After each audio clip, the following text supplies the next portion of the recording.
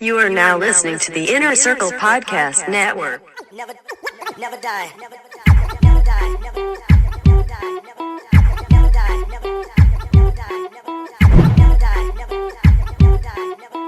Never die. Fuck you.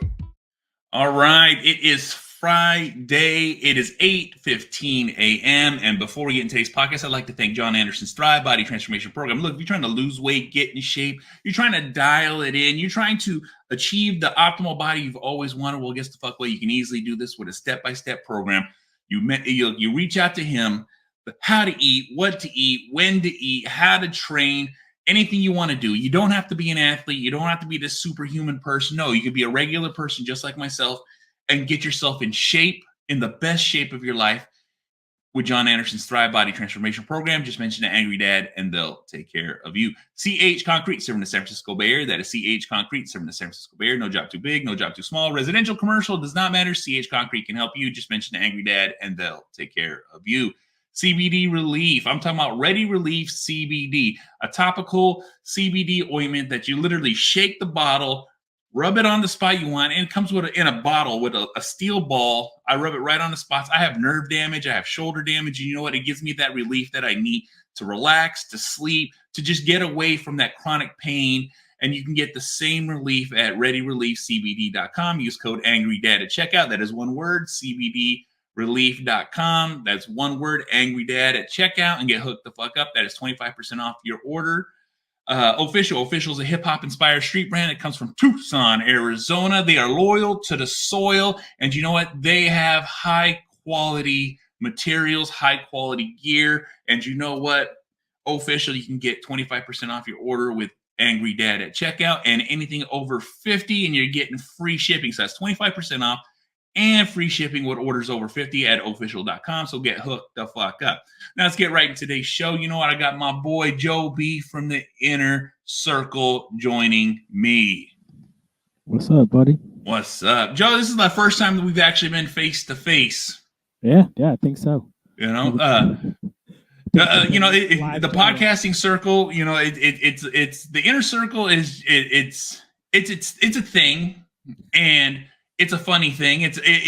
The banter back and forth is great. And you know what? The one thing I love about it is everyone lets it all hang out and there's no fucks given. And that's the one thing I love. Hell yeah. I was honored to be a part of it while I was running with it. And I'm glad that they still allow me to be even in the chat and still fuck with them, because they could just kick me out and be like, nah, bitch, fucking work only. Well, hey, and that's the thing too, is like, it's more than just a podcasting networking group. It's just a bunch of guys that literally, and girls, you know what I'm saying? Because there are two girls in our network, and they're in the background. They throw the jabs in, and Beth has the comebacks. Yeah, no, her and DJ fucking kick it. It's a good group. If they ever do a meetup again, you should definitely go. That was a wild and fun and productive time. Yeah. Like, we got a lot of shit done, as well as fucked off a lot too. Well, yeah, like I said, the Cavs wants to do this Las Vegas meetup. I'm completely with it, but everyone has their reserves about it, because everyone feels it's going to fly off the handle, but it's going to fly off the handle no matter where it's at. Yeah, but Vegas, I feel like, gives it that extra incentive to fly off the handle. There's a lot of shit that goes on or can go on in Vegas, which is very, very true. But if we do the buddy system and we all hold hands and walk in a circle, we'll be fine. Yeah, it'd be a good time. Vegas would be a fun trip. Oh yeah, and I'm not gonna be shy about it, but it's closer to my house. Yeah. Everyone's on the East Coast, and you guys are like real East Coast. Yeah, us, Adam. I mean, even the What's and Beth and DJ and holding down Florida. It's just a line drive. You could take 95 all the way down and pick up everybody on the way. I'll tell you. And then it's me and Mikey from the Phelan Hollywood.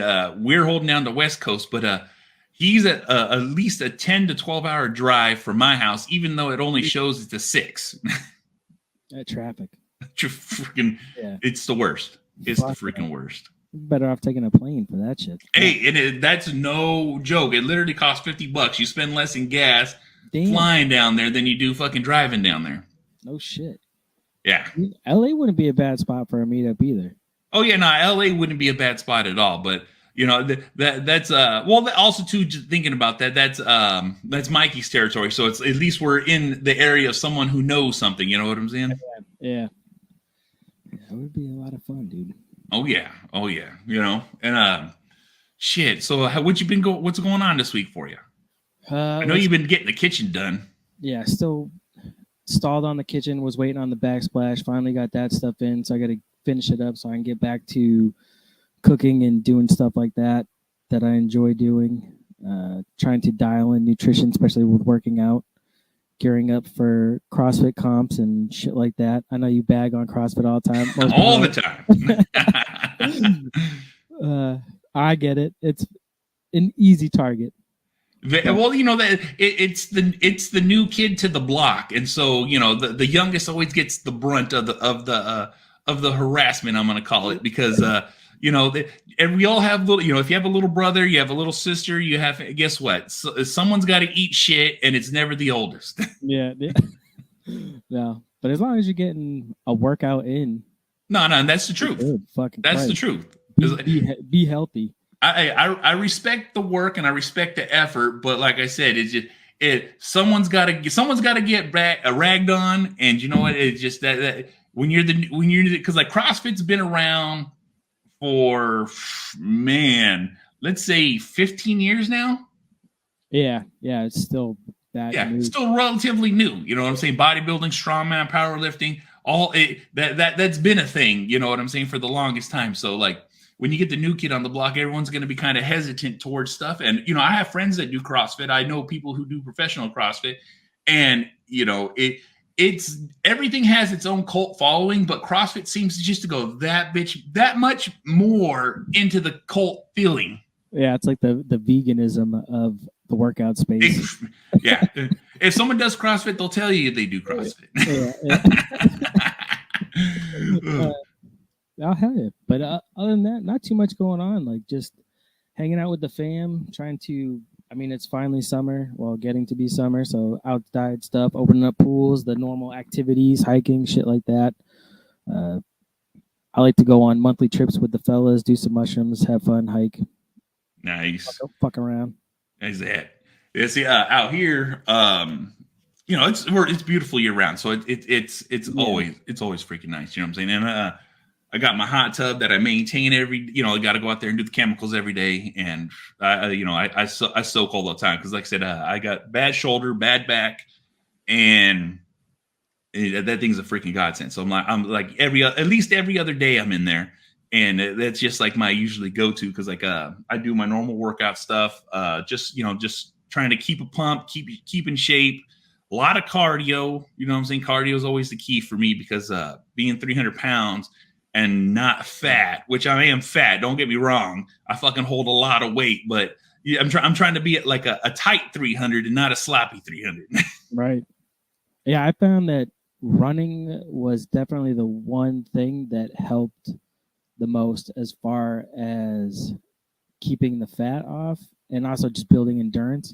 When now, like, I took a year off. I took a lot of time off.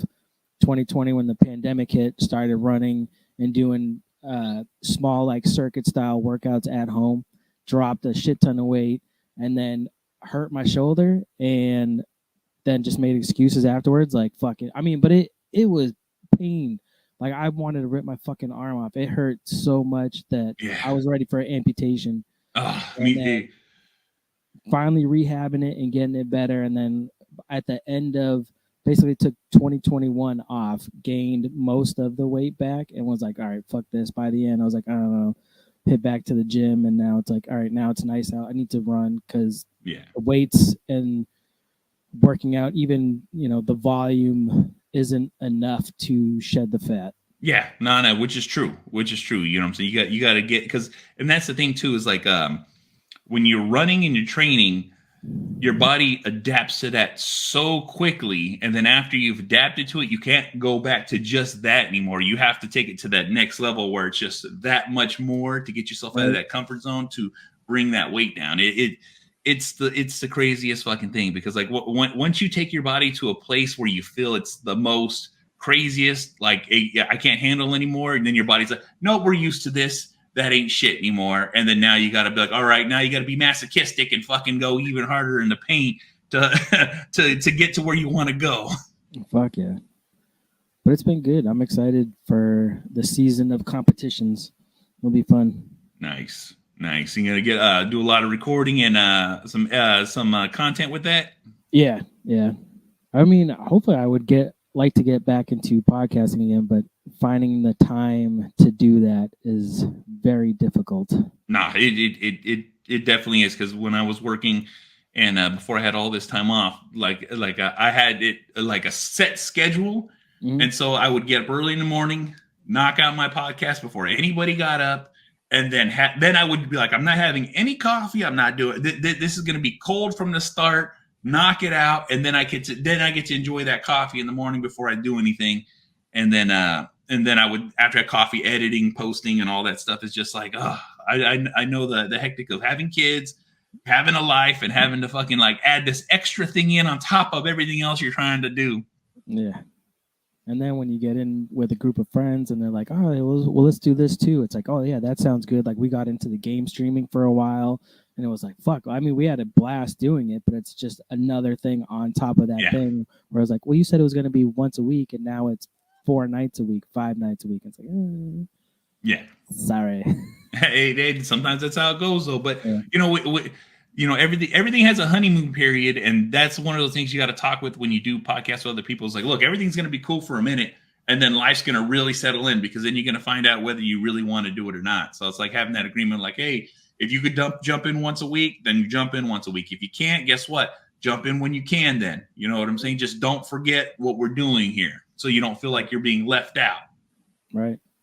Because I've always done a solo podcast because of just watching other people do like together podcasts, like, just having 2 co-hosts. It's hard to dial people in, and it's hard to, swing a schedule that's on a consistent basis. Like I did a podcast with my wife for a while, and after a while she's like, she's anxious to do it, and then she doesn't want to do it when it comes time to do it, or like she's ready, I'm not ready, or she's ready and I'm still setting up, and then she's like, I'm done, I don't want to do this. But that's just, that's life. You know what I'm saying? It's hard to line things together, and even when you're in the same house with somebody, or if you're trying to have a time zone difference, because like I said, even right now, like it's probably about 11:30 where you're at, and it's 8 a.m. here where I'm at. Yeah. Fucking Christ. Nah, it goes like that. But like I said, I love podcasting. I got into it. Like even my podcast turned into something that I didn't even know it was going to turn into. Dude, I mean, you're killing it. You're on fire. Seems like you're either producing or getting new guests on. How was having the carnivore guy? Sean, like the thing is like, I only had him for like a small bit of time, but the thing is I tried to, like, I've been on the carnivore diet, and I subscribe to it. Like the great thing about the carnivore diet is it's not 100%. You don't have to be so dedicated to it that all you do is only eat meat and salt and pepper. You know what I'm saying? That's the one thing I love about it, because you can transition in and out.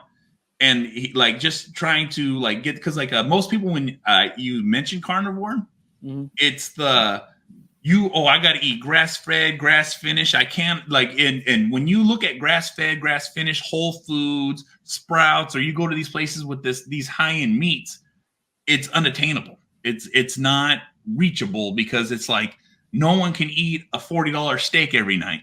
Right. And that's one of the things that, like, having him on, I was like, no, I want to get across. My message to get across is you don't have to eat that. You can, like, I literally eat Walmart ground beef every day. You know what I'm saying? I smash patties down, I throw a little seasoning, put them on the grill, and I got a Ziploc baggie with enough burgers to feed myself for about 4 days. You know what I'm saying? And then like I cook steaks here and there, and I add meats here and there, and I literally, those Costco egg white containers. Yeah. One every morning. You know what I'm saying? And I literally mix it with a sugar-free chocolate powder mix, and then it's like drinking chocolate milk. You know what I'm saying? That's literally my breakfast every morning. As soon as I get up, even before I drink my coffee, I literally egg whites, little chocolate milk powder, and then fucking. That sounds awful. It's not. It's not. It's literally because the one thing about eating egg whites is people think of the slimy egg whites. Yeah. Costco, their egg white containers, they're cold pressed, and by being cold pressed, what it is it takes that sliminess away, and they're actually like processed to be able to be drank.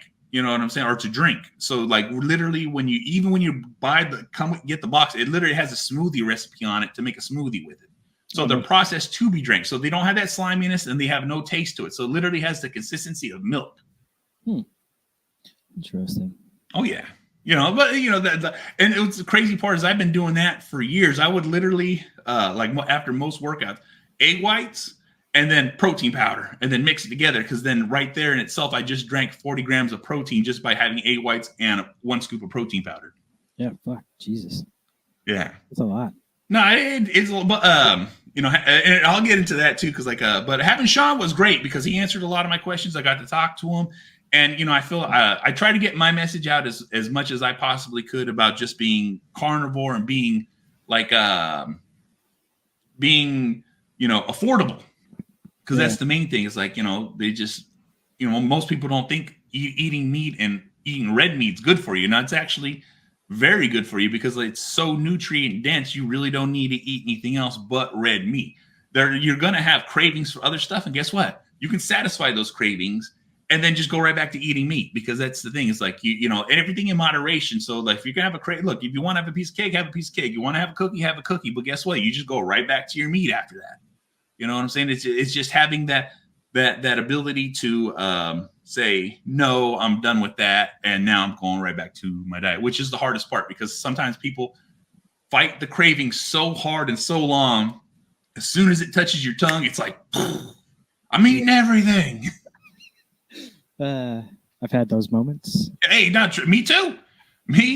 And I'm a big guy, and I can eat so much fucking food. So like, I've literally done food challenges. I've done like just eating massive amount of food, and I've been born. Since I've been born, that's literally like. But when I was 10 years old, I was 5'11", bro, already 200 pounds. God damn. Yeah, and so I'm 6'5" now, 300. So the thing is like growing up, that's literally what my mom would buy 4 gallons of milk a week, and I was allowed to drink 1 a day if no one else drank it. God. Yeah. What did you do to your shoulder? I got ran over by a forklift. I was working on a dock. I was wrapping a pallet. I had pushed my pallet all the way to the edge of the dock, out like being safe. And I'm a big person on safety and all that stuff. So I literally pushed myself out of the way. Was working like completely clear. No one's around me, and I had 5 minutes left to get off the clock. Literally 5 minutes. I finished wrapping this pallet. I throw it in a truck. I get to clock out and go home. And this guy was driving a forklift, looking the opposite way he was driving, going full speed, and just fucking completely wiped me out. He hit me so hard, it threw me 3 feet into another parked forklift. Fuck. Yeah, and luckily I had my steel-toe boots on because the forks had hit both my feet. So it knocked my feet got hit, knocked me into the back plate, and the back plate right onto my shoulder tossed me. Ended up knocking me out. And at that moment in time, I was at my biggest. And when I mean biggest, I was at my largest, because I was preparing for a bodybuilding show. So I was fucking ridiculously jacked, like just overbearing. I'm talking about I was 300 pounds, 5%, looking just. I was so big that the firefighters had to wake me up so I could put myself on the gurney because he couldn't pick me up. Damn. Yeah, so it was pretty crazy, but it just that, and then like I said, it ended up messing I broke my broke the collarbone, and then had to get a MRI, the whole emergency thing. So like after I got hit, they took me to the hospital, and I was so wide that they couldn't fit me in the MRI machine. So they're like, hey, we can't fit, or they couldn't fit me in. So like, we're going to shoot you full of Dilaudid, and then we're going to shove you in. Oh, So guess what they did? They fucking shot me. I ended up having to get 4 shots of Dilaudid to counteract the pain so they could shove me in. So I'm like this inside the MRI machine while they're just like, you know what I'm saying, doing MRIs while I'm just literally shoulder to shoulder in the tube. fuck. Yeah. So and then that happened in 2016, and workman's comp didn't want to hear anything I had to say, or even the doctors really wanted, because I would be like, hey, something's wrong, something's happening, there's an issue with my arm, and they're like, no, you're fine. And then after a year of being on basically on a modified duty, they were like, the doctor was like, hey, if you're not getting any better, we're going to put you on permanent disability. Damn. And so then I had to get a lawyer, and they do all this stuff. And then, so from 2016 to 2020, I had to wait. And then when the surgery finally got approved, I got the surgery. And then right after I got the surgery, they said that I fell through the cracks. And because I fell through the cracks, all my, like, everything that was pre-approved for, physical therapy, everything post-surgery, everything got canceled. Fuck. So not getting physical therapy after surgery is very bad. Yeah. So I ended up developing a stiff shoulder and then a whole bunch of nerve damage because my shoulder just didn't heal right. Fuck. Yeah, that is. Though I mean, that's what I wanted to know more what you did for recovery. But if they didn't have you doing anything, yeah, exactly. They gave me a list. Like the doctors gave me a list of like, do these things until you see until you go to physical therapy. And so, they're like, it was literally like swing my arm and kind of move it and do these motions, roll your arm back and forth. So I did all these things, but like I said, just not getting the proper care, because like you literally need to get physical therapy almost a week after your surgery.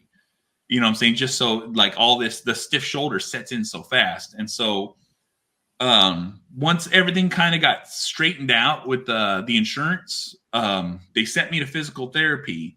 And then when I went to physical therapy, my shoulder was so bad to the point where I had to do, it was basically 3 months of them loosening my shoulder to get me to the point so I can do physical therapy. So I would go in, they would massage it, stretch it, and do all these things to get me to a point where they're like, okay, now we can actually start doing some physical therapy.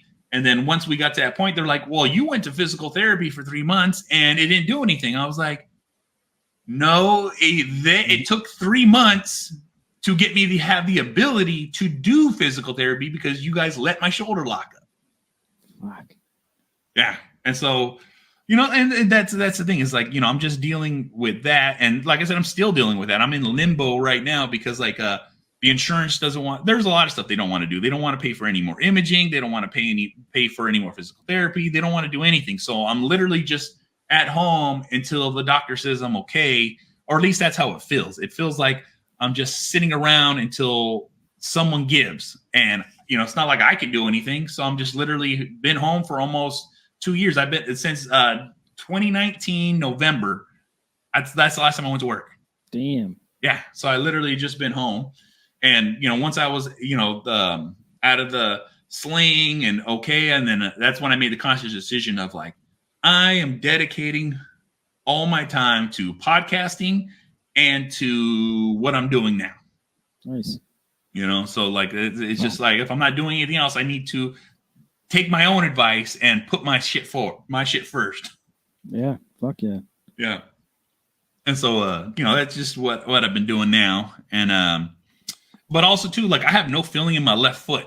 I haven't had any feeling in my left foot since the injury. You know what I'm saying? Shit. Yeah. It took me a long time to walk correctly. And I had to teach myself that because even the doctors go, we don't believe you. I'm like, what do you mean you don't believe me? And when I say I don't have any feeling in my foot, you know how when you sit on the toilet for too long, your foot goes numb? That's just how my foot felt all the time. It still feels like that. It's just neuropathy. You know what I'm saying? But once again, like I said, everything I say falls on deaf ears, and it is what it is. That is not cool. Nah. I know my wife does insurance or workers' comp insurance, so yeah. I hear some of the cases, and some of them you definitely feel like they're playing off of the system. Oh yeah. And then there are certain people that are like, nah, man, fucking let's fix this shit so I can go back to work. Like, Yeah, yeah. And that's exactly it. It's like from the get go. I went out for a 3-month surgery. Literally, get the surgery. I'm out for 3 months, and I go back to work. And that's not the case. You know what I'm saying? Oh, like I literally I was like, I got 3 months. I'm gonna take it easy. I'm gonna fucking, and then I'm gonna come back to work. And nope.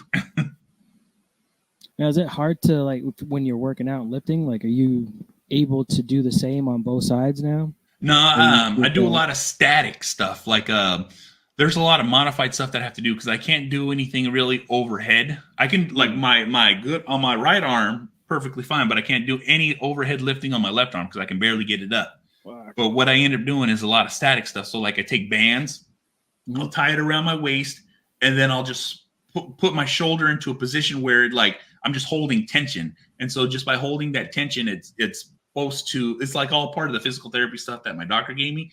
And I'll hold it till I can't hold it no more. And then I let it down just to kind of keep a little bit of the muscle shape, Fuck. Yeah. That sucks. Yeah. No, it's just like that too. It's just like, there's like, there's ways around everything. And not ways around everything, but there's ways to modify things to make things work. And that's something that I had to learn very quickly. And then ever since like when I first started bodybuilding, all I ever did when I decided to do bodybuilding is I read research papers, I read articles, I read everything I could under the sun to help me develop muscle faster. And so just by doing that, I ended up just accruing a wealth of knowledge of how to do things in weird ways to work for your body, because like everyone's body's differently. So like the way my mechanics work is something that I have dialed in so much that I know what will work for me. Yeah, I know with mine, it gets flared up. Like we did pull-ups last week. Yeah. And then Wednesday was handstand push-ups. And after that, like it was just dead. It was so inflamed. Yeah. I have just knots in here that keep it inflamed all the time that it's been a nightmare. Although I did get some of that CBD stuff and it has helped more so than hemp bombs. But hey, let me tell you right now, I always was a big oil CBD person. I always take it under my tongue in the morning and before I go to bed.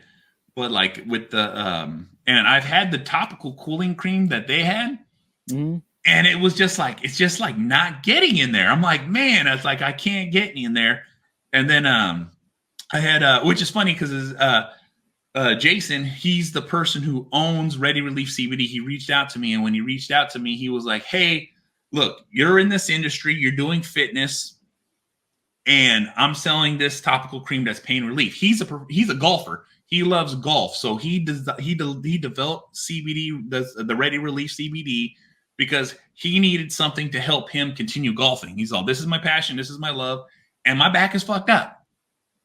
I need something to help me. So he like I said, he's got he's got the sublingual and he's got the topical, and he's like, look, topical's my bread and butter, and he does small batches. So he's like, I make sure every batch is tested, and it's whatever the bottle says is what is the exact amount of CBD in there, and the reason it needs to be that exact amount because this is what I use, and he's all so I can feel better and do what I want to do. You know what I'm saying? So. He once he got with me, and I was like, all right, send me a bottle. I'll try it, because like I just don't endorse shit. I gotta use it and try it to see if, because like I said, I got a shoulder problem. I know exactly what's wrong with me. So for within, I want to say like the first night, I was like the tension in my arm is always like it's sucked into my shoulder because like I'm always guarding it. And then I actually had a day where it was like down, like the tension was down, and I'm like, huh. You know what I'm saying? Because like I was like, okay, maybe something, so like I literally a week straight, I called them up. I was like, we're doing business. Nice.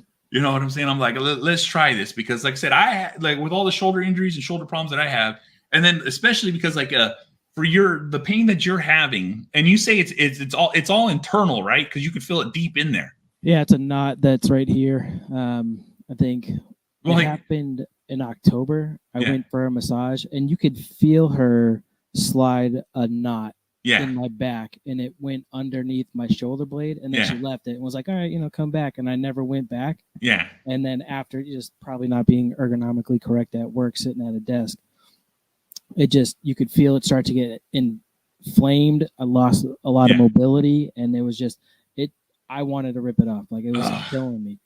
And then after a while, like, I found knots. I got work done to it as far as massaging. And then after this last week, it started to tense up again. And I'm like, fuck, like, now I can feel the knot. Like, I play with the knot, trying to get this fucking thing out. But rubbing that stuff there and all over the backside, like, it feels a lot better. No, it definitely does. It's like I said, for me, it was like almost immediate. And it's funny too, because it's like I wasn't prepared for how well it was going to work. Because just like you said, I've used, I want to say, the companies I used are Spectrum, Hemp Bombs. I want to say, what was the other one? It's like hemp something, where it's like, it's a green, but hemp CBD or something like that. It's like a very popular brand. And then Select CBD. So I've used all those, and the cream, it never ever seemed to like it would be surface level feel okay. You know what I'm saying? Like it, like almost like an not even an icy hot, where I can feel the coolingness, but I wouldn't feel like how much relief I want. But with that, the ready with that steel ball, because I dig it in there. I literally just like, for those who aren't watching, I'm like scraping my arm, and I'll literally just rub it in there as hard as I can, and almost use it to massage it. And actually, like I said, it gets almost to the bone, because like I get that the feeling I get after it is, it's just really, it's comfortable. That's the funny part, Yeah. It's weirdly when you start playing with the knots. Yeah. It's painful, but yet relieving at the same time, where you're like, just keep going. Don't stop. It. Don't stop.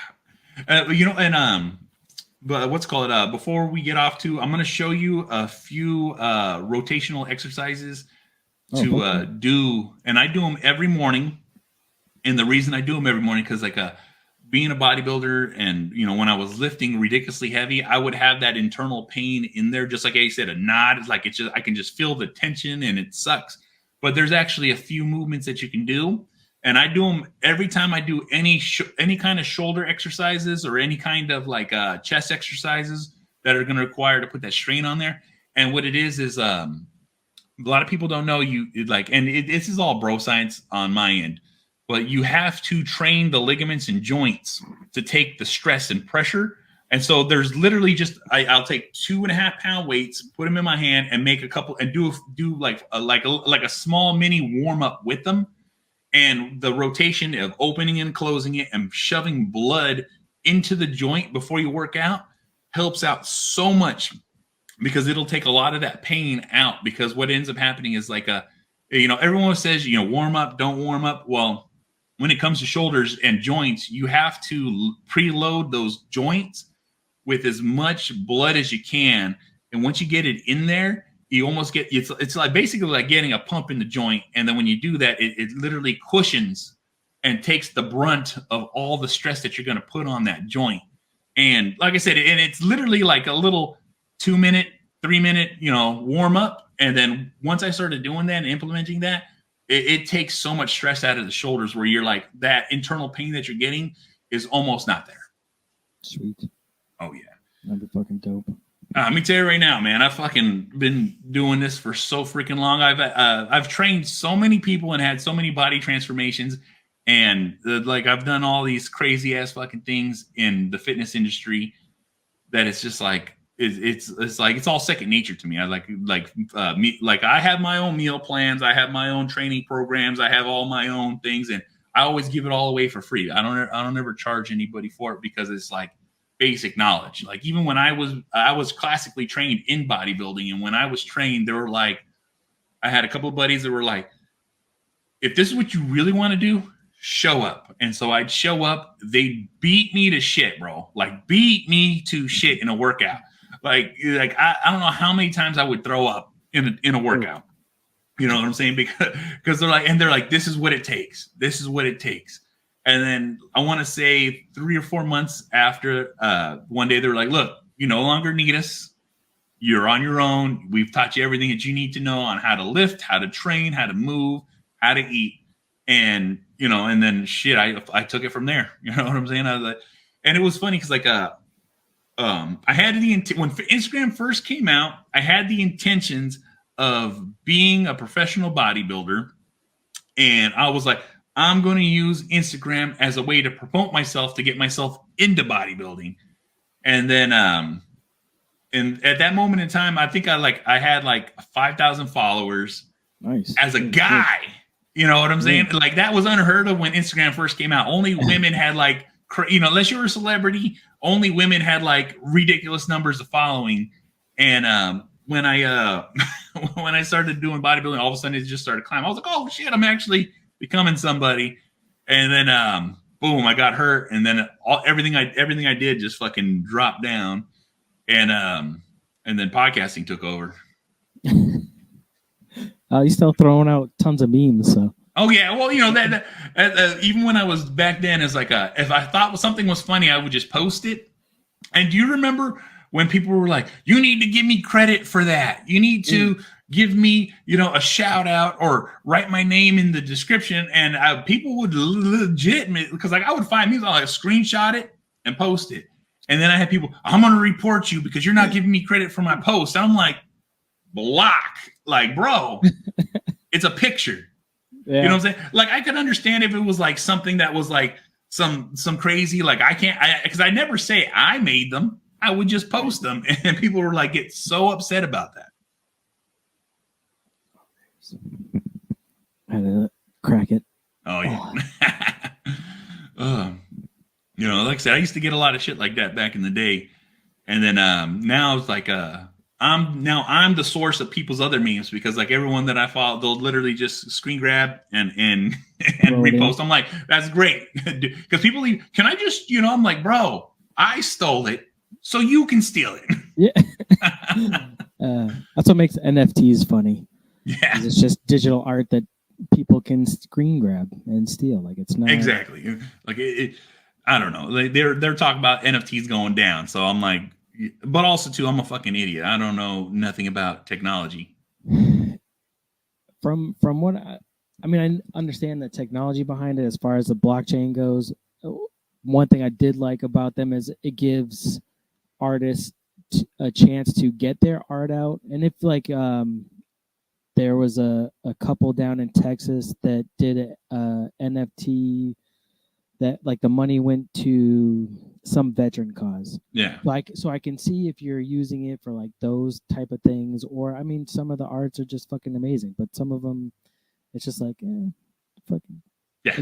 A kid graphic designer did this. Like, you're hoping that value goes up of this piece by trading it through other people, and that there's only limited, but it's, if you go, oh, look what I got, somebody can go, yoink, I just screen grabbed that, now I also have that. Yeah, exactly. Like, it's who the fuck cares? You know what I'm saying? It was funny too, because like I know you're a big UFC fan, I'm a big UFC fan, and they started doing UFC NFTs. And I tried to buy the Francis Ngannou and Gain NFT, and they were like, "Oh yeah, this much money." And I'm like, "All right, cool." Fuck it. I'm gonna just buy one to say I have one. And I did the whole process of what the instructions said, and they're like, "It won't let me buy it." I'm like, dude, I was like, "I'm done. I'm good. I don't need it now." It's gonna take the place of like trading cards. Yeah. You know what I mean? Because wasn't like Riley and Hunter and all them buying like all those NFTs or for like basketball player cards or something like that? Yeah, whatever those things were, like the digital trading cards, some shit. I mean, if you're in on it and know how to do it and you can make money off of it, kudos to you. That's it. I don't have time to invest in researching all that shit and then watch markets crash. Like, I'm too old for that shit. Yeah. Remember when Dogecoin was a thing? What's crazy too is I like literally quadrupled my money on Dogecoin, because I had bought some like when it first started, and everyone's like, because I download Robinhood, And I was like, oh, okay, cool. You know, I got some investments and stuff like that. And then someone kept saying Dogecoin. I was like, what the fuck is a Dogecoin? So I looked it up. I'm like, all right, cool. I put about $200 into it and then turned around and made 2,000. Nice. Yeah. I'm like, oh, cool. Yank. Yoink that. As soon as I was like, it ain't going any higher. Yeah. Hey, fucking, I know. That's the thing too with like Robinhood and shit like that, is every state has their own laws. Like, so crypto you couldn't do on Robinhood until recently, after Dogecoin and Shibu like started spiking more. So now they're like, oh yeah, you can do it in this state. So you'd go to do it and then it fucking tanked down. You're like, oh well, all right, that was pointless. Glad I waited so long to be able to get into the hype of fucking everything going on. Like, it's fucking nuts. That's it. I tell you, because that's like what we did. We're like, you know, I was just buying. I like I said, I was like, I had an extra 200. And I was like, fuck it. You know what I'm saying? I'll see if it sticks. I just happened to get right time, right place. You know. The thing would have been like to invest in Bitcoin. What, 2000? Oh my god, man! People were just giving away Bitcoin back in the day. Oh well. Yeah. Missed that. I don't want to say miss that boat, because it's still, even though it's down now to what I think like 29,000 this morning, but it's still worth money. It's gonna go up again. Like it will get back up there. It's like now it's almost a time to keep jumping in on it and just. But to be in that initial jump when it went from like 9,000 to 30,000, you're like, fucking ching ching. That's it. I think I got I've mined Bitcoin before. And I probably got like maybe like an eighth of a Bitcoin for mining. It's like just floating in my wallet. Dude, fucking, it's all crazy. I mean, the internet age is crazy. I mean, using StreamYard to record stuff and being able on YouTube, kids streaming. Like my son made, I think, $120 in January streaming on Twitch. I'm like, what the fuck is that, man? Yeah, no, it's insane. It is because like. I grew up in the age, you know, like I said, we grew up in an age where internet was like not a thing, and then turned into a computer. And then we used to sit around and be like, can you imagine if we all connected our computers together? Because like before you could just like link computers together and share like that. And if it was wireless. Yeah. And then all of a sudden, what the fuck? Fucking AOL CDs for the new edition. Net zero. Oh. My God, like I said, I remember all like the thing, and it was funny too, because like I've always resisted using computers and using everything, because like, no, I'll just go to the store, or I'll just pay for it at the place, or I'll just, you know, and then it became a thing where it was like necessary, because like I like even recording my podcast, and this is probably like 2-3 years ago. I was still crudely doing it where I had two phones, one recording a video, one doing the audio.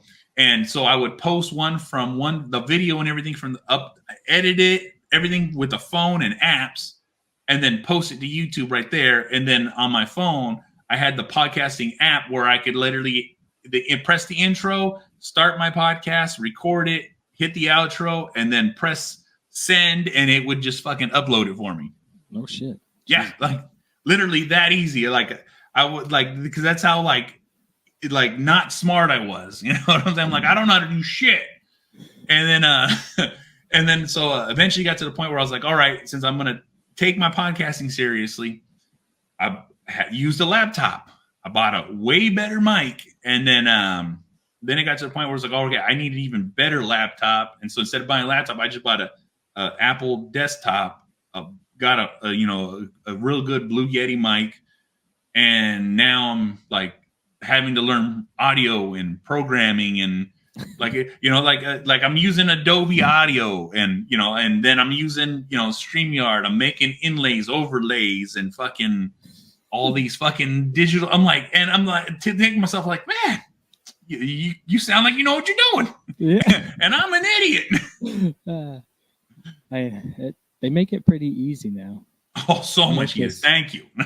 But now that's easier for everybody to get in, and then you find some that are kind of just like, yeah, you shouldn't you shouldn't be doing this. Go find something else to do.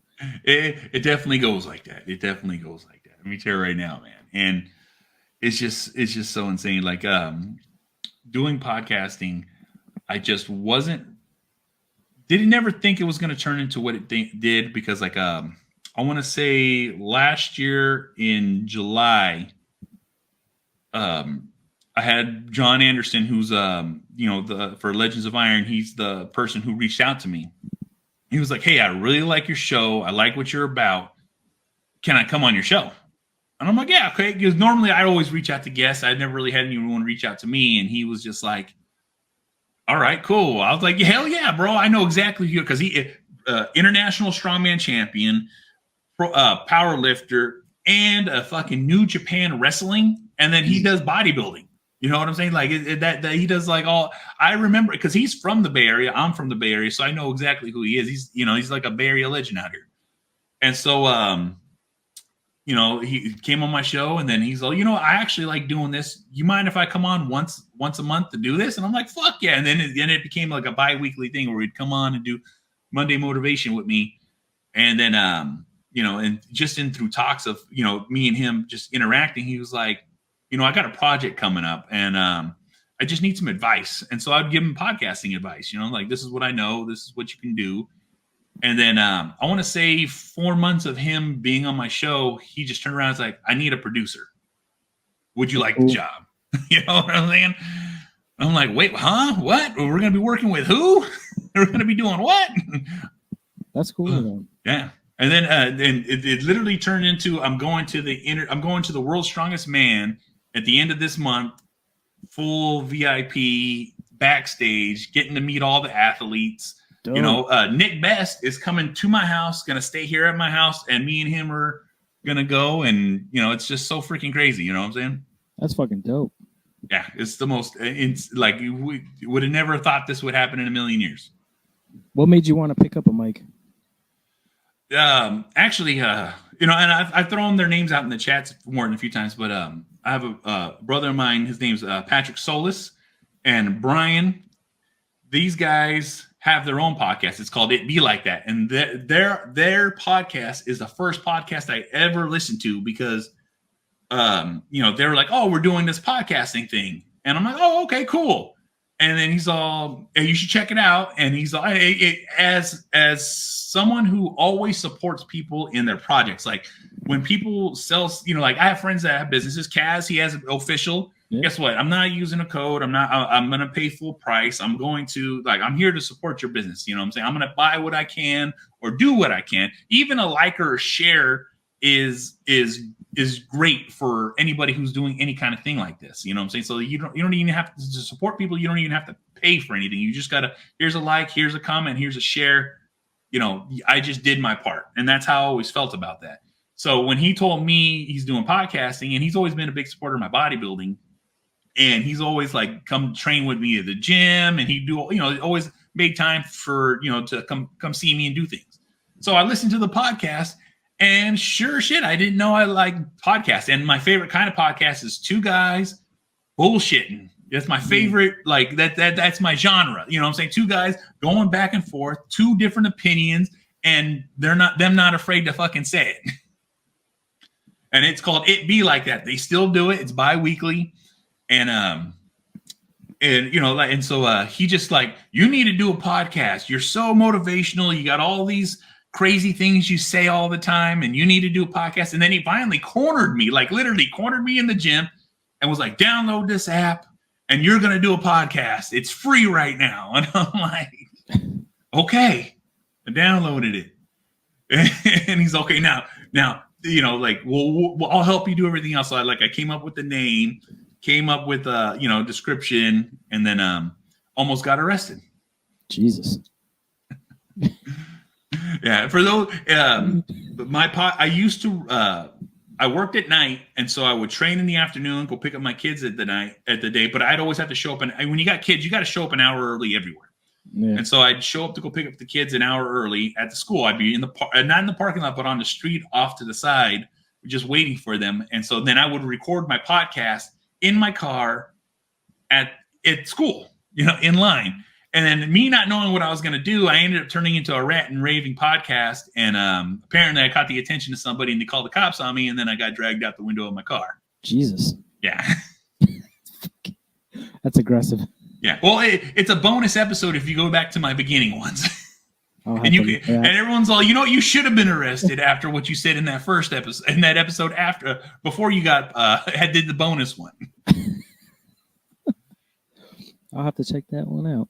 Yeah. Well, it's very aggressive. Like when I first started, I was dialing it up to a 20 in my first episodes. And then, I also had a segment where I would do throwback stories of shit that I did when I was a kid. And then I got a couple of phone calls like, look, don't do this because everyone knows who you were with. Yeah, I don't want to rehash old stories. Exactly. I don't want nobody to know. Fuck. Yeah. I don't think I'd want my friends coming on and being like, hey, don't tell that story. I was with you. Oh, yeah, my bad. Yeah. Well, there's a lot of legal repercussions that could happen, even though I feel like they couldn't happen. But I think, depending on what it is, there's got to be a limited stat. Yeah. Well, like I said, I try to keep it as vague as possible. So there's like no, but unfortunately, like I said, I had a very tight group of friends that only hung out with me. You know what I'm saying? Like I grew up in the hood, bro. Like the word, not like when in the Bay Area, when people hear Oakland, that's the worst neighborhood. I was from the neighborhood where people in Oakland like don't go there. Jesus. Yeah. Like that's not a safe place. Stay out of there. And that's people from Oakland saying that. Yeah, it was fucking insane growing up where I grew up. So I grew up in Carson City, Nevada. We had issues, but nothing. The only thing I can really remember because I was young was Halloween. We had a trick or treat during the day because of the gangs at night. Yeah, it was always daytime trick or treating. Yeah, where I'm at, it's like an extremely safe neighborhood if you live there. Yeah, everybody knows everybody, everybody's family. Everybody is like, everyone looks out for everybody. So like, even if the kids, they go out trick-or-treating all night long, nothing would ever freaking happen because if people from other neighborhoods came to our area, they would immediately, like there's an immediate confrontation. There's no like in my neighborhood, it's known as run up or shut up. There's no fucking talking from us. It's like, oh, you don't belong here. Like I've had a dead body in my backyard. Jesus. I've had like 4 or 5 people OD just right in front of my house. I like even before I moved, it was a drive-by right in front of my house before we even left. You know what I'm saying? But I've lived there my whole life. You know what I'm saying? I've like grown up hardcore, straight vadio, and it's just one of those things. Like even my name has a lot of respect on it because of the shit that I've done. And, people have always respect. Like I have one block, you know what I'm saying? It's probably like less than 50 yards of a block, you know what I'm saying? And everyone even knows, like, drive slow on Ben's block. You fucking respect on Ben's block. And nothing happens on Ben's block because his kids are here and outside. And, I'll give you, I had some new kids move in at the corner of my old neighborhood. And they're spinning donuts, and one drives by going really fast in front of my house. My kids are all outside. I'm outside. I'm like, okay. I'm in sandals and shorts, no shirt. I walk straight over there. I'm like, hey, who lives here? Who? And they're like, oh, they're really getting tough, bro. They're like really like there's got to be at least 8 of them. And I end up telling them, like, look, you don't know me, you don't know here, but understand that this is what And I just laid it out. And all of them were like, this guy's really fucking telling us, just fucking stop. And it's almost like, look, keep it on the corner. I don't fucking care. Don't fucking drive fast down the street because my kids and all my neighbor kids are right here. And they're just all like turning white because they're freaked the fuck out. And I used to be fucking ginormous, bro. Like I'm 6'5" and I'm a towering man over anybody pretty much. And these 8 kids, and they're all like 18 years old. They all got something to say, but I'm just fucking like, well, they're like, we're sorry. And I'm like, exactly. Sometimes you got to put your foot down. Yeah. Well, unfortunately, I have a bad habit of putting my foot down too hard. Yeah, I've had some moments. I made people move that live below us up in Manchester. I came home one night from a friend's house, and I thought at first it was my wife in her car, like reaching over the seat, getting something. And as I got closer, I noticed, I'm like, wait a minute, those aren't her pants. So I fucking grabbed the kid, threw him against the car, fucking ended up taking his shit out of his pockets, sent him on his way. Found out that he was a friend of the kid that lived below us. I told him, listen, if I ever see him here, I'm running in your house every time, and I'm snatching his shit. That's it. I'm just gonna rob him every fucking time. Every time. Like, 2 weeks later, they moved out. It's like, damn. They weren't bad people, but their friends. Like, check your friends. Like I said, consequences, man. You got to tell people what the fuck. You know what I'm saying? Like, that's one of the things. Like in my neighborhood, you know, it's just how it goes. You know what I'm saying? Everybody respects everybody because like there's a family name on almost every block, and that family name holds that respect because of the crazy shit they did. Like you can't see it from here, but I have a photo and a picture of like the one of it's like an uncle twice removed or whatever you would call it. I can't even, you know, there's so many fucking technical terms, but it's just a family member from long ago walked into the police department of my neighborhood and shot the police chief in the head, like right in his office, and then got off. What the fuck? Yeah, exactly. You know what I'm saying? Sheriff. Yeah. But like I said, even then, like my neighborhood it's always been that crazy. Like even the neighborhood, it was like almost, I believe it was like the drug capital of the United States for like a year. God damn. Yeah. If it's marijuana, it's not so bad. Yeah, no, it was heroin. It was all heroin. The neighborhood was a big hype neighborhood. You don't want that. Nah, you don't want that at all. I've seen, like I said, I've seen too many people OD in front of me, or having to watch them as they do it so they don't OD. Or if they do, call 911. For real. Unless you're creating great music, stay off heroin. Yeah, exactly. I don't condone it unless it's for the arts. Right. Fuck. Oh, yeah. Like I said, it's just freaking crazy as fuck.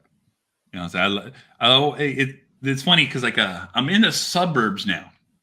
I'm in a super nice, quiet neighborhood. And when I first moved here, it was so eerie.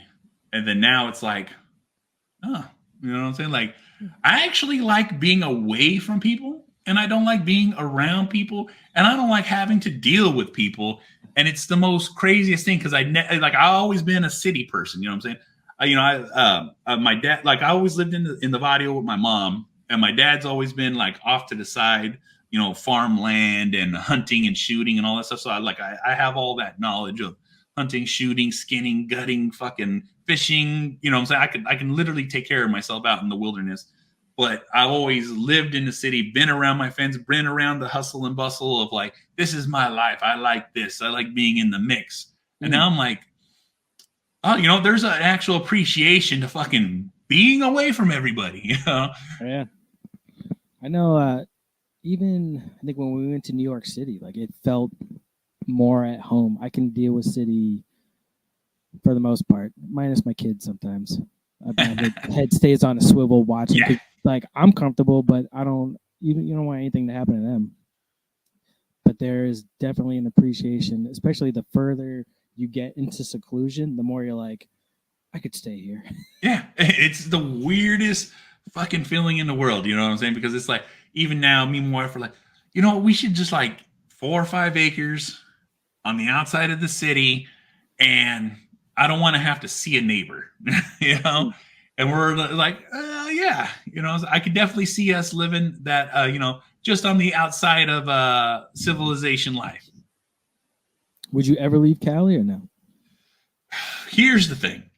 I don't want to, but I would. I don't want to leave Cali, but I would. But like I said, I got 4 kids.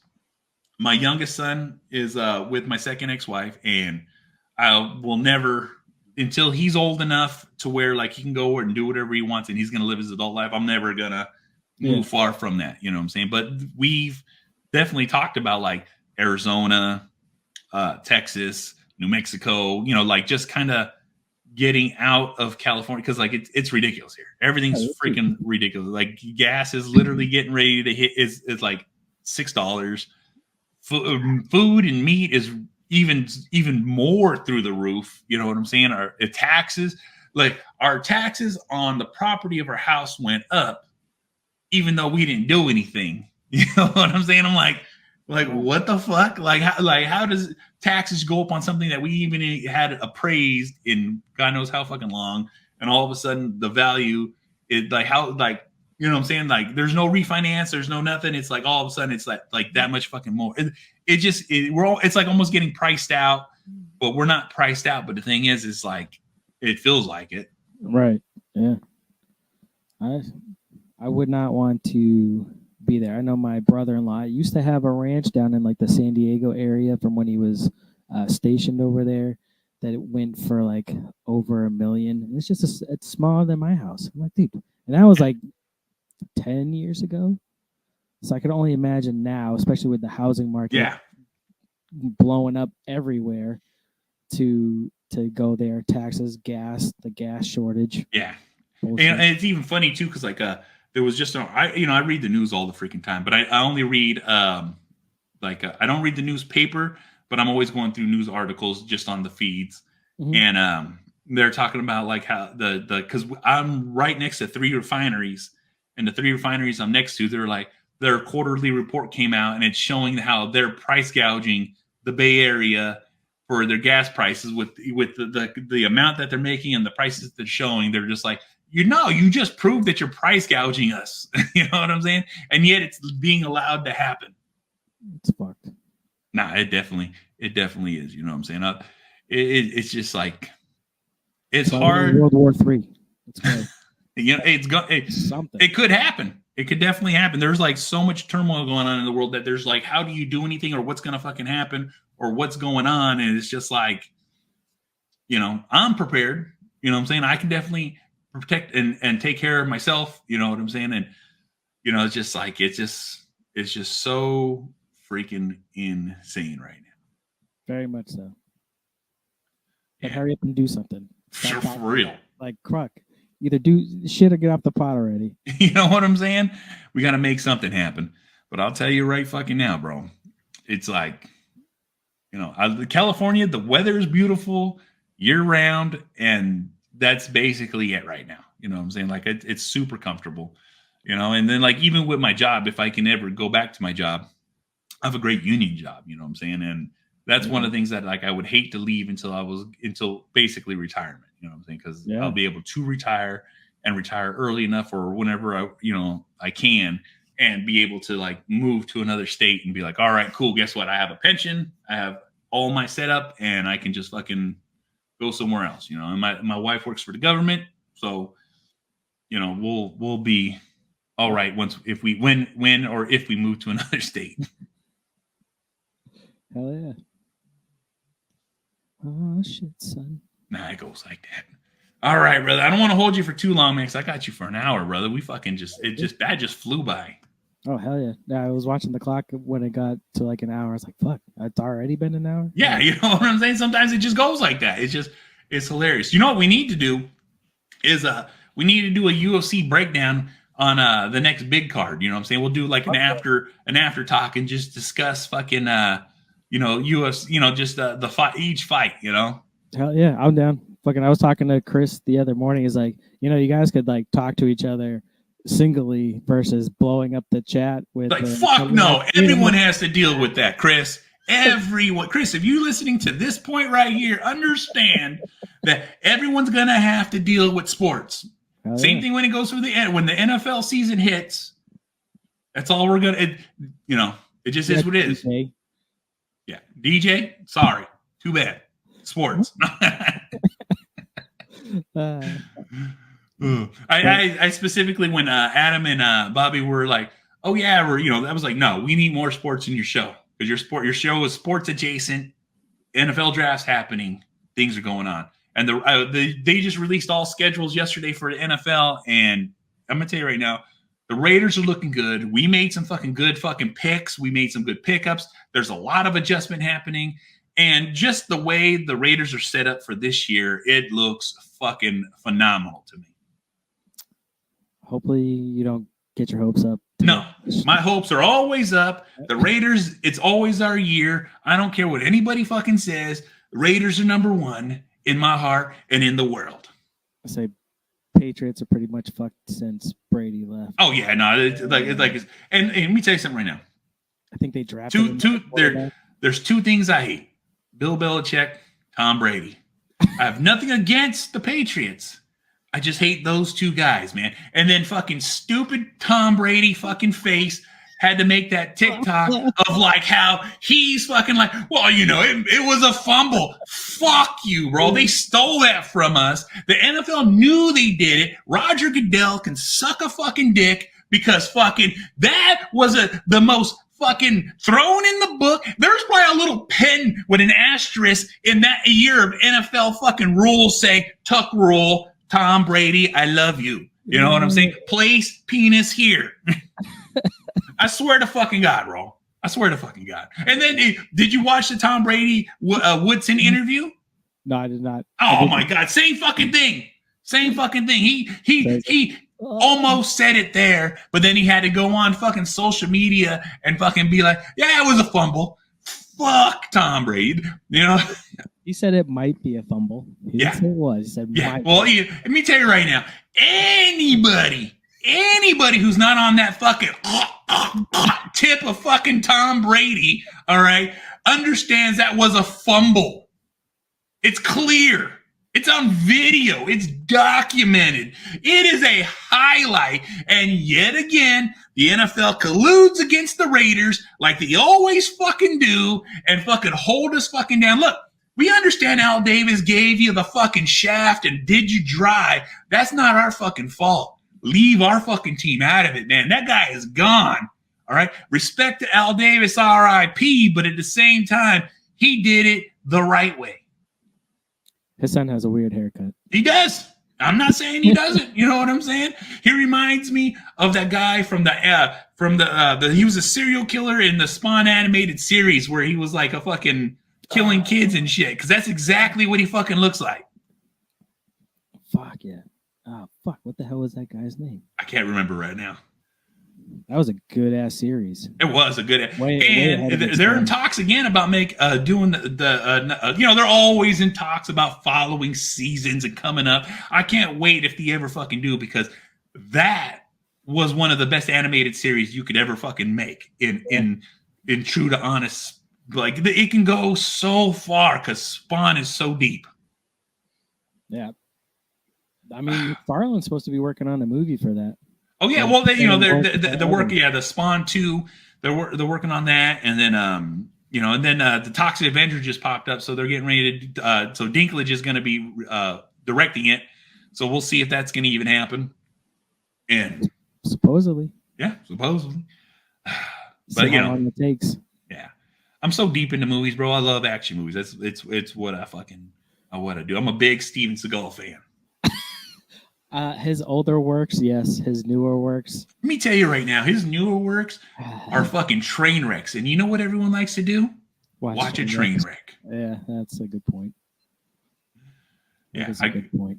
I go deep because I'm a Jean-Claude Van Damme, Steven Seagal, and Arnold Schwarzenegger fan. Those I could literally. I don't give a fuck. I make time. I think I own almost every Steven Seagal movie alive. I think Under Siege is probably one of my favorite ones. Under Siege, but it's a solid movie. That's like the pinnacle of Steven Seagal's fame, right there. Yeah, there was one afterward. Under Siege 2. He was working on. No, I know that, but he was working on the oil ring. It was basically Under Siege. Oh, Fire Down Below. Yeah. That was classic. That was a classic. Oh yeah. He just takes himself so serious. So serious. I was just it's all namaste. I was just listening to a clip there. It's like, Bobby Lee was just like, he just keeps telling me namaste like 57 times. I'm Korean. Fuck. The old action movies were the shit. I wish you could do them now, but That needs to be what's replicated, is to take that old formula and make that now, and then understand that, like, even put little parentheses in it. This movie will contain, fucking, sexual fucking, like non-woke fucking material. So don't get upset because you're being pre-warned that this is going to be a toxic masculinity fucking movie that's going to have all the tropes rated R. Mm-hmm. You know what I'm saying? That's just basically what they pre-warned. Guess what? You know what you're watching from this point on. I think that's what made The Expendables so great. Yeah. Hey, you had all those stars in one movie, but it was just a decent plot, but just explosions and fight scenes, and it was the 80s in the movie. And bullets never run out. Yeah. You know what I'm saying? Everything explodes by a gunshot. You know what I'm saying? And it's just like, that's what we need. Yeah, fuck yeah. We need raw, like we literally the only, like, all right, we don't have a true action star right now. There is no true action star right now. We have comic relief action, but we don't have action. We don't have, like, I'm a serious action role person. And you can't even really say Tom Cruise, because Tom Cruise was in a different generation. There's no new generation of action movie that can be taken seriously as a consideration of, like, that level of action movie person. No, The Rock tried, I think. Yeah, but once again, The Rock has that element of comedy always behind it, and that's what takes that away from him. I love him as an action hero, but, like, you got to have funny one-liners, but you can't look at the camera and say it. Right. You know what I'm saying? Like, you got to have, like, it's got to be stoic and then say the one-liner, but it's not supposed to be meant funny. It's supposed to be meant as, like the final word. You know what I'm saying? What about the action, the Jack Reacher guy? Jack, that's a TV show. Fair enough. All right. I love him, but he still has that arrogance of comic relief, because he once again, it's that in the camera, and then I'm going to pan to the audience. An action hero can't pan to the audience. It's like this Ryan Reynolds effect where everyone wants to break the fourth wall, and that's how it always feels. They might not be directly doing it, but it's like that jab is put in there as a funny one-liner. You know what I'm saying? Fuck. Well, we need a new action star. We do. Like I said, there was a slew of all of them popping up, but all action movies that are true action movies have literally been direct to streaming, direct to DVD. You know what I'm saying? Anything that's like in that format, like, it's just so, like, we don't get any more like movies that are like that, like fucking true, like a Cobra or a March for Death or a fucking, like, there's I can go, there's like all these slew of, like, old school fucking, like, yeah. You know what I'm saying? Yeah. Everything's like punch in the face, kick in the dick, shoot him in the head. That's the kind of movie we need. Yeah, no, I agree. They're bringing back the slasher movies with all these horror remakes. We need to bring back the action movies. That's it. Now, they definitely need to, like I said, a revamp. And like I said, the formula is not that difficult. You know what I'm saying? It's like, hey, guess what? Action hero, protagonist tries to kill action hero beats the fuck out of the protagonist and then takes him to jail. Yeah. Some over the top shit. Yeah, for real. That's what I'm saying. Like action movies are just not, because, like, if you really think about it, the only action movie that's out right now is going to be Ambulance.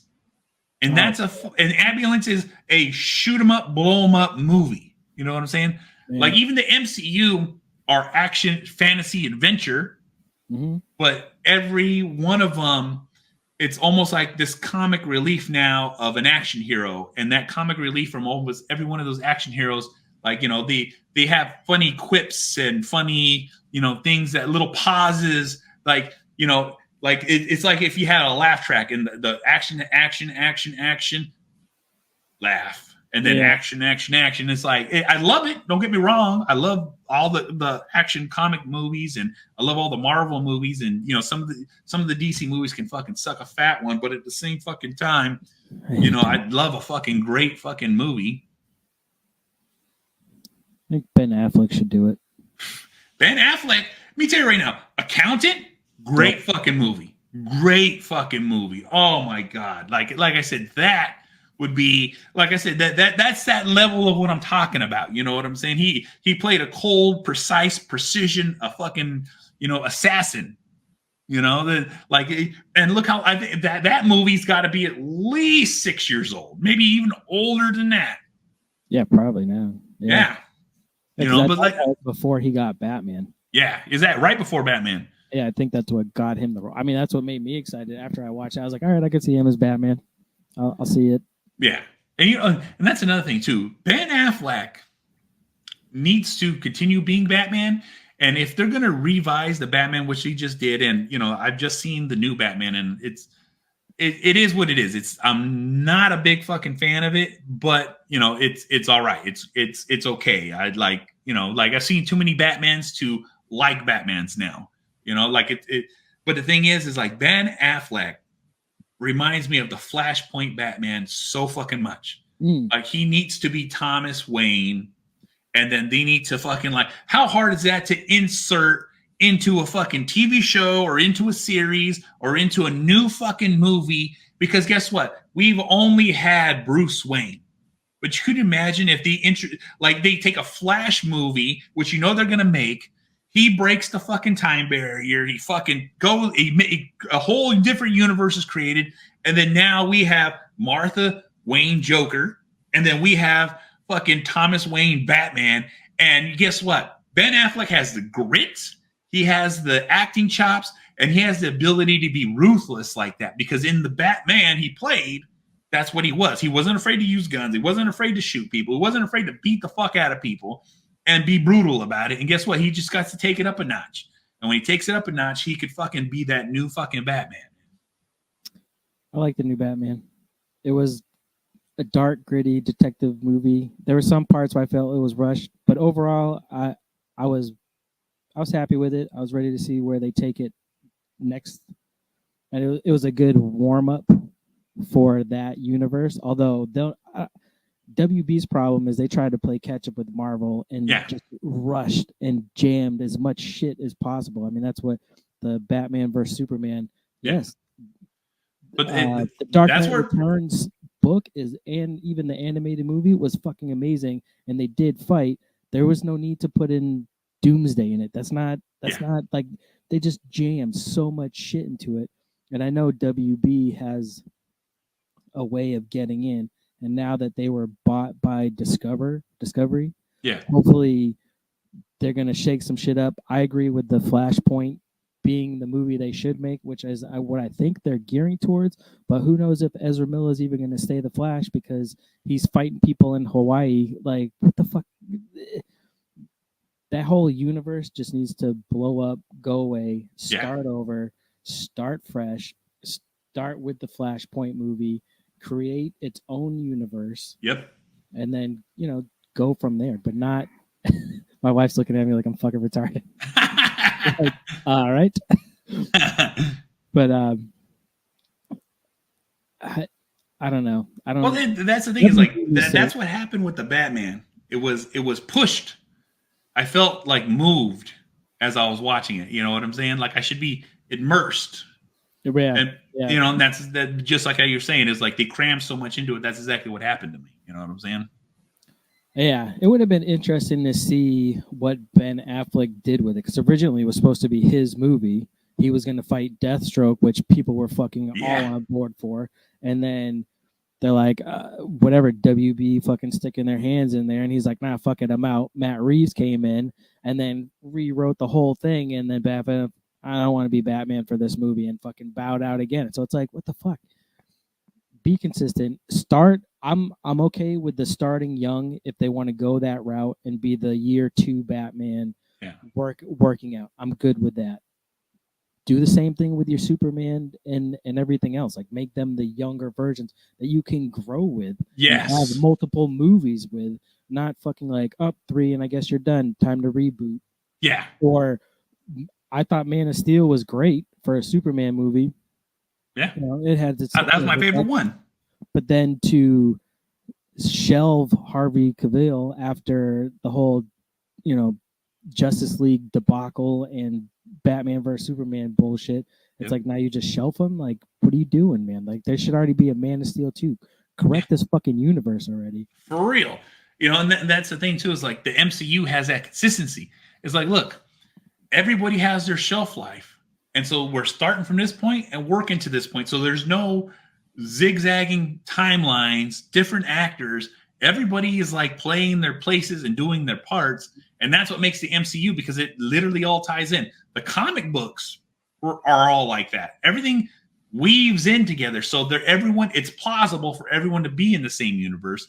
But it's like they're creating these micro universes of this is this Batman. This is this version of Batman. You're giving us multiple comic book versions, and that's not working for any of us because everyone wants a consistent fucking timeline.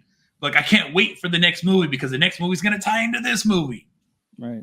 Yeah. So it'll be interesting to see what Discovery does with it, because I know they had a bunch of stuff scheduled for, like they were going to do a cop show on HBO, but then they decided to pull that because of, you know, they did Gotham, which fuck that show. Yeah. It'd be like that. They just, you fuck up. We already know the backstories of these characters. You can still do them without making them retarded. Like the whole Joker mythos is beyond me. I like the Joaquin Phoenix one. Like, it was a great solo movie. I don't know how you're going to do a sequel to that. Yeah, you can't. Other than to have them go full board. But you already had Batman as a kid in there, like, because he saw, you know, Bruce Wayne as a child. He's not going to grow up and all of a sudden to be even year one Batman to fight him. So exactly. It's just so freaking crazy because, like I said, it's just like there's the consistency needs to be there to be these movies. Like I said, it's just that's why I stay away from the DC movie. Like, I'll watch the DC movies when all the hype is down, because this is my new thing that I'm doing. I will scroll past a trailer. I will scroll past an ad. I will scroll past anything that has anything. Even as soon as I see the name, gone. I don't want to see it. I'm passing it up because the trailers give away so much, too many key points where there's no more. I can literally figure the movie out from a trailer. I don't want that anymore. So now I no longer do that. So I wait for all the hype. I don't listen to podcasts. I'll put stuff off. I'll zoom past things because I want to see my movie watching foresight has always been everything has a clean slate. I have no preconceptions. I watch the movie because it's the movie. I don't want to hear no one's opinion. I don't want to watch someone's opinion. I don't want to read anyone's opinion. I need to see things with a clear mind so then I can really understand if I like this movie or not. And every time out of all the Marvel or DC movies that have come out, Aquaman is the only one that I've watched 3 times. Jesus. Yeah, exactly. And all it is because I just like the visual aspect of it because it's comfortable on the eyes. It looks good and it is good. And so far, it's the best iteration of their technology that they're using to create something. Everything else, like after a while, it's like when you have a 4K LED TV, everything is shown after a while, and it's like, oh, it doesn't look that good now. You know what I'm saying? Did you watch the Zack Snyder version of Yes, I did. That I thought was so much better than what Whedon put out as far as the CGI used at the end for the fight scenes. It's like, what the fuck? Like, how do you fuck this up and make it look like Power Rangers from the 90s? Yeah. Like, you have the technology. Marvel does it every year. Like, how do you make it look so bad to what, Snyder put out? It was good. Like, I don't know. Where WB did it the best is their animated movies. Oh, yeah. Now, unparalleled. Marvel can't even keep up with that. They You know, did a and Flashpoint. They had Yeah. their own universe that semi tied together, but also had its own solo stories. Yep. And then their last one that they put out for that universe, like basically killed the universe, and they restarted with just different animation. Like Yep. stick to that then. Just No, stick no, if you can't handle live action, then do animated enough and put it on the big screen. big fucking time. I can't agree with that statement more because at the end of the day, their animated writers need to just be not directing movies, but writing scripts. You know what I'm saying? That's what it needs to be done. All the editing, everything they do. Their DC's animated versions of their movies and comic books are just so well written, so great dialogue, great fucking transitions, and that needs to be a focus that they need to do. I don't know if it falls on deaf ears or who runs stuff or does stuff, but let me tell you something right now. Their animated versions of everything that DC has came out with has just been like, that was good. Like my favorite versions of animated movies right now are Constantine's. Constantine's animated shows are so freaking good, so freaking on point. It's like, that is what John Constantine is. You know what I'm saying? I've read the comic books. I've been through those things. And it's just like, yes, that like, say, like, how hard would it be to take an animated version and translate it in? Because like what's even more crazy is like, there's already storyboards all written out for these cartoons, and then here's the storyboards, here's the actor scripts, here's all this stuff. Let's just do a small little trial run. You know what I'm saying? Mm-hmm. I mean, their characters are famous enough and have been around enough that I don't think they need to do all the solo movies that Marvel did to get that build up. Like, you could just start with the Justice League and go from there. Yeah. And just make it like, the first one after Flashpoint in the animated was War. Yeah. Where Darkseid already came to Earth, and they're meeting each other, battling him, and then they, succeed in doing it. That's all you had to do. Literally. So easy. Oh my God. Like I said, that's, it's just so funny because I'm pretty sure there's people ripping their fucking eyes out. I was like, no, I fucking love these fucking movies, and you guys don't know what you're talking about. I was like, no, I've been reading comic books since I was a kid. I've been trading comic books since I was trading comic book cards, comic books. I have a nice collection of stuff that I just keep Ziploc and sealed, completely out of sunlight, locked away because like these might be worth money one day. They probably are. I just refuse to open the fucking box because it's like any bit of sun's gonna fucking damage them. Yeah. And it's just like, I have so much love for comics. Like even growing up, I grew up, like I said, in a really crazy ass neighborhood. So like everything that I would do or read or stuff like that, people are like, that's fucking weird. You know what I'm saying? But at the same time, I was like, nah, I fucking love this shit. Okay. Like shit, even right now, I'm in the middle of rewatching Dragon Ball original. So I'm watching OG Dragon Ball right now. I'm literally on episode 114 of the Piccolo series. Nice. King Piccolo just came in. And so I'm just literally going back and forth with that right now. Nice. I think I'm still on One Piece. I'll throw Dragon Ball Z on every now and again when I'm like making dinner or just fucking around. What the hell did Super I'm already finished with. I'm hoping that because they stopped Super after the Tournament of Power. Yeah. But yet the story still goes. Like, what the fuck? Why are we not animating this new shit? Oh, yeah. Well, that's the thing, though, too, is like a lot of it is animated. We just don't get it in the United States because we're always that far back. Oh, no, they said after Tournament of Power they were done.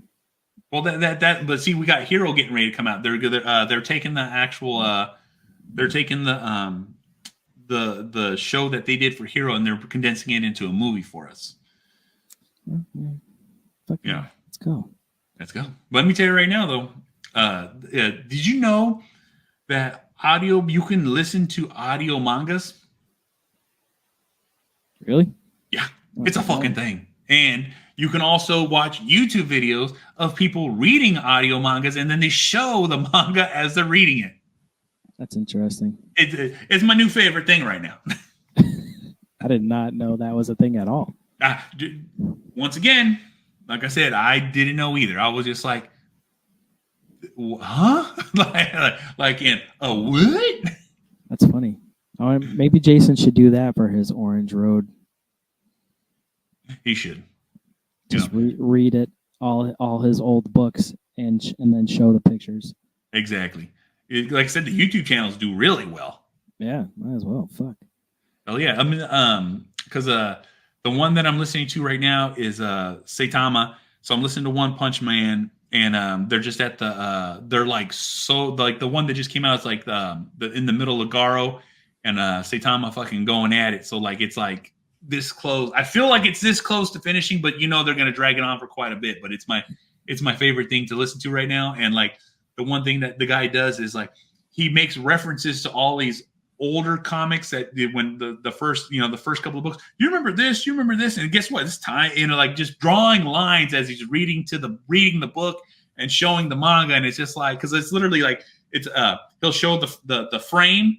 And not even he'll read it, but he pans it and then goes to the next page, pans it, and then reads it and draws these lines. He takes these little pointers, and it's like it makes it so much more detailed. I'm like, oh my god, I fucking love this thing. Huh? I might have to look into that. Oh yeah, it's pretty fucking cool. That's fucking pretty dope. I might have to look into that. Yeah, I didn't even know that was. I just happened to like find a video. I was like, oh okay, what's that about? And then you just start, and I was like what? This is where I stopped. That's crazy. I wonder if you can get in trouble for doing that. I don't know if you can. They do it on YouTube all the time. That's funny. It's like reading the script of something and then just showing you like the pictures from the book. Yeah. Like I said, I don't know if there's any legal repercussions, but let me tell you right now, that should have been a done tapped fucking market right there. Yeah, fuck yeah. I'm gonna go pull down all my old mangas and just start reading them and scanning the pictures while I do it. Yeah, for real. I mean, right now. And then you don't even got to show your face. You literally just like, and then just, They do the voices for them? Like, no, the guy just reads it. He just doesn't he doesn't do any animated voices. He has this, like, the guy that I like to has like this it's not monotone, but it's like a very young voice, and he just reads it. Saitama says this, Goro says this, and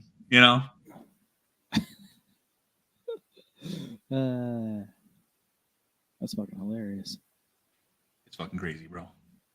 Well, good for that guy for tapping into a market. Fuck. Well, shit. No, there's a whole lot of YouTube channels that do it. It's just you just got to pick the manga you like, because that's what these people do. They just do the mangas that they like. I mean, there's probably definitely a Dragon Ball Z one or oh yeah, Dragon Ball. Yeah. Interesting. Well, brother. Fuck yeah, dude. It's been an hour and a half. Fuck yeah. It just completely went off the rails there. Thank you for having me. No problem. If you want to follow, people know where to follow you. Let them know. Instagram is probably the best way at Joseph Boulay. That's usually where I'm posting. If I ever do stuff, I need to get back to posting food once my kitchen's done, workouts, stuff like that, going hard, shit I like to do. That's it. And I'll put all the links in the notes. And guess the fuck what? Does the Angry Motherfucking Dad, you want to watch this shit? IGTV, YouTube. You want to listen to it? Spreaker, SoundCloud, Stitcher, Spotify, Google Play, Apple Podcasts, Podbean, SoundCloud, Deezer, iHeartRadio. This motherfucker's everywhere. You can easily fucking find it. Rate, review, like, subscribe, all that fucking bullshit.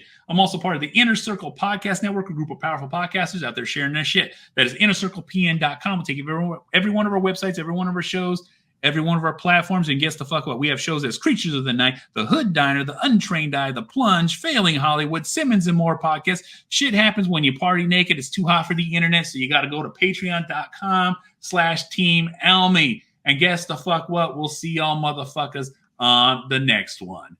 Fuck. Never die. Always living. Always living. Always living. Always living. Always living.